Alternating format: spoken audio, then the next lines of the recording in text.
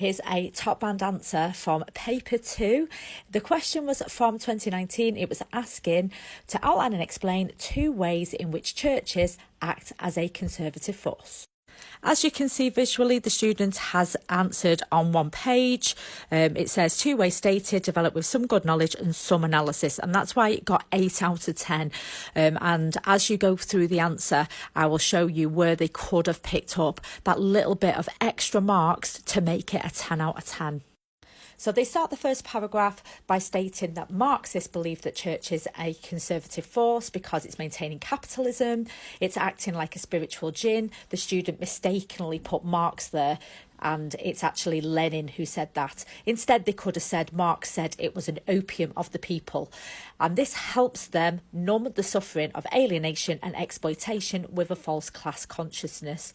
And that inequality is God-given. They could have explained a little bit about those concepts, but as you can see, they did get top marks, so knowledge is pretty good there. At this point, they actually give an example of how the church actually does this. And they use the example of the hymn, which is all things bright and beautiful. And they quote a line from that. God made them high and lowly and ordered their estate. And they explain what that means, meaning inequality is a test from God and not a result of capitalism. It shifts the blame from capitalism and prevents a revolution. And then they link it back to the question quite nicely there by saying it being a conservative force of maintaining this class inequality. Now, even though it says evaluation here, what this student is actually doing is looking at the role of the church from a different angle and saying, actually, our neo-Marxist would disagree with this and say that churches have a dual consciousness or a dual character.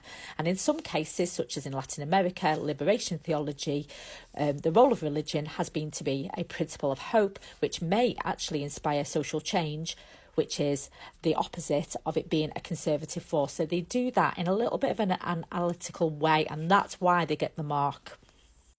The second paragraph follows a similar structure. This time they are looking at it about how religion, or in this case the church, maintains social stability, and they use the example from functionalists such as Durkheim. And they see religion as a way of making something sacred, values and institutions being separate from the profane and worshipping them. They do reference a Durkheim study of the Australian Aborigines and the totem, but that's not an example of a church. But they do this. They say similarly, the worship and collective worship of God, and in the Bible, the churches reaffirm the collective conscience and norms and values of society shares, preventing anomie. Lots of keywords there, and then they link it back to it being a conservative force.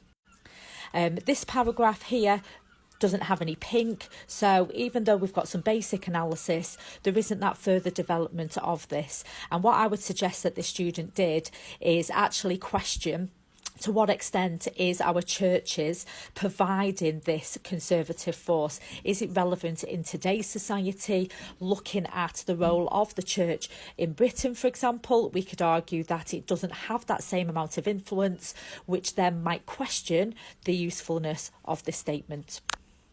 So overall, this student got 8 out of 10. You can see very clearly that they have got AO1 in green, AO2 in our peachy orange, and then AO3, which is in our pink. Thanks for watching, guys.